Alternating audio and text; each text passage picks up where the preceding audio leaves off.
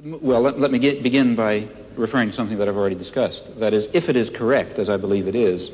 that a fundamental element of human nature is the need for creative work, for creative inquiry, for free creation without the arbitrary limiting effects of coercive institutions, then, of course, it will follow that a decent society should maximize the possibilities for this fundamental human characteristic to be realized. That means trying to overcome the elements of repression and oppression and destruction and coercion that exist in any existing society, ours, for example, as a historical residue. Now, a federated, decentralized system of free associations incorporating economic as well as social institutions would be what I refer to as anarcho-syndicalism, and it seems to me that it is the appropriate form of social organization for an advanced technological society in which human beings do not have to be forced into the position of tools, of cogs in a machine, in which the creative urge, that I think is intrinsic to human nature, will in fact be able to realize itself in whatever way it will. I don't know all the ways in which it will. Je suis dans ma démarche beaucoup moins avancée, je vais beaucoup moins loin que M. Chomsky, c'est-à-dire que j'avoue n'être pas capable de définir, ni à plus forte raison de proposer un modèle de fonctionnement social idéal pour notre société scientifique ou technologique. En revanche, une des tâches qui me paraît urgente, immédiate, avant même toute autre chose, c'est celle-ci. On a l'habitude, du moins dans notre société européenne, de considérer que le pouvoir, il est localisé entre les mains du gouvernement et il s'exerce par un certain nombre d'institutions bien particulières qui sont l'administration, en France on appelle ça préfectorale, enfin je ne sais pas comment on dit ailleurs, l'administration, la police, l'armée. On sait que toutes ces institutions-là sont faites pour transmettre les ordres, les faire appliquer et punir les gens qui n'obéissent pas. Mais je crois que le pouvoir politique, il s'exerce encore, il s'exerce en outre,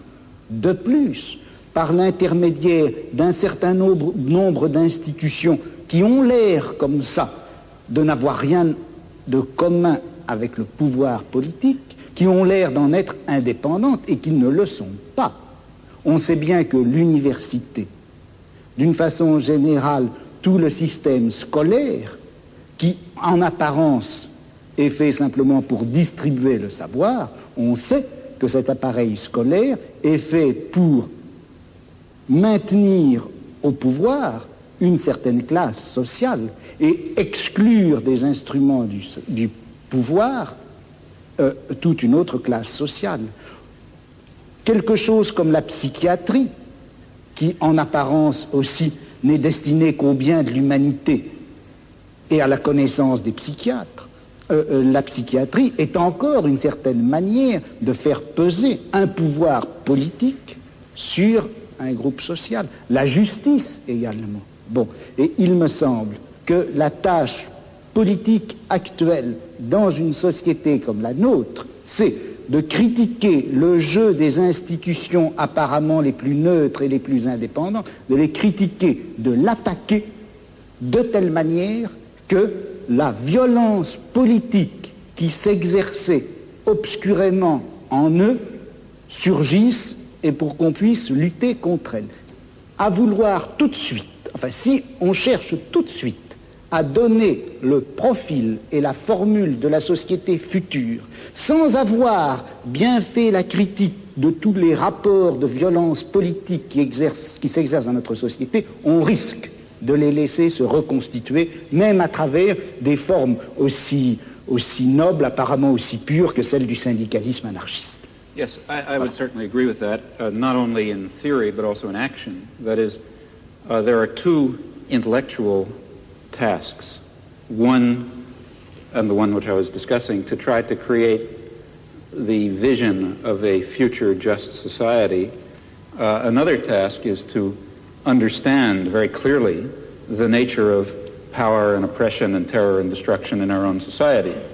And that certainly includes the institutions you mentioned, as well as the central institutions of any industrial society, namely the economic, commercial, and financial institutions, in particular, in the coming period, the great multinational corporations, which are not very far from us physically tonight. Those are the basic institutions of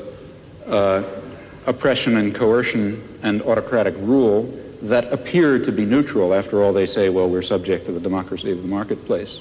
Still, I think it would be a great shame to lose or to put aside entirely the somewhat more abstract and philosophical, if you like, task of trying to draw the connections between a concept of human nature that gives full scope to freedom and dignity and creativity and other fundamental human characteristics, and relates that to some notion of social structure in which those properties could be realized, in which meaningful human life could take place. And in fact, if we are thinking of social transformation or social revolution, though it would be absurd, of course, to try to draw out in detail the point that we're hoping to reach, still we should know something about where we think we're going.